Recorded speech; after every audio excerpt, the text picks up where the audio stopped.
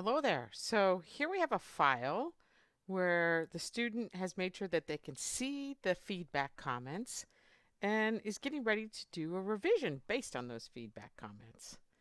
The most important thing you need to do before you make revisions is to turn on track changes. So this little video will show you how to turn on track changes and what happens once you've got them turned on. All right, so here again is this file, and in Word there's a lot of tabs that go across the top. This is called a ribbon.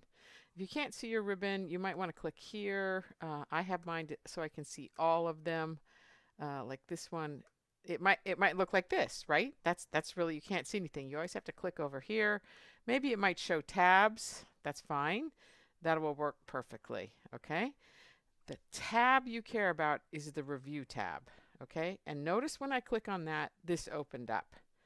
And what I want is I want track changes to stay on. Okay, so I am going to turn them on and they're going to stay on. So I click here again, I'm on the review tab and I click on track changes. Okay, I'm on a Windows-based machine. I know it's on because this track changes, the background changes to gray.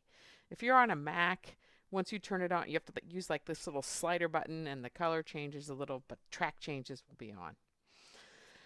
Okay, let me show you what happens when you make a revision with track changes on.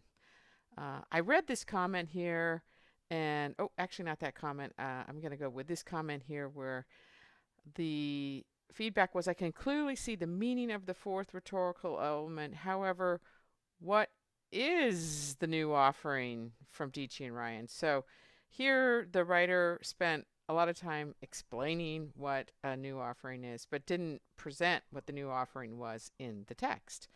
So I'm going to find a place where I can fit it in here. The new offering presents the reader's information that fills gaps from previous researches and states what will be explored throughout the article as well as opinions and findings. I'm going to say, so I'm basing this on this advice. Like I need to put in what is Dichi and Ryan's new offering. In this article by uh, Dichi and Ryan, and then I'll put in the year that it was because I said their new offering is to is that um, the concept of eudaimonia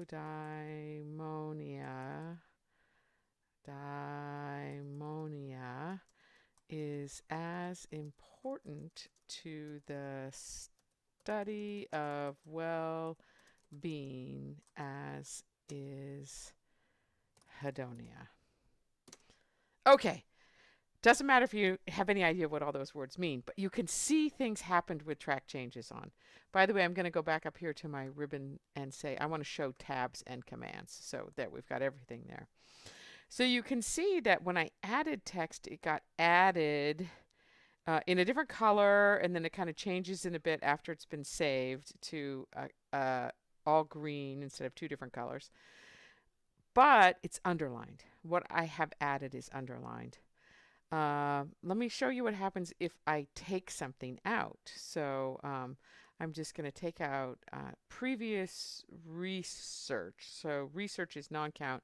So I'm going to back up and take out the plural there. Okay.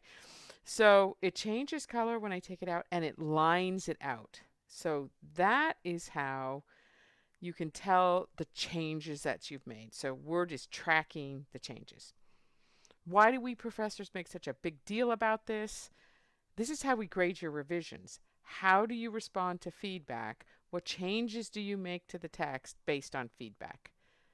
So if we can't see changes because you haven't turned on track changes, we can't grade your revisions. I hope this helps you see how to turn on track changes before you make revisions and to understand why it's so important.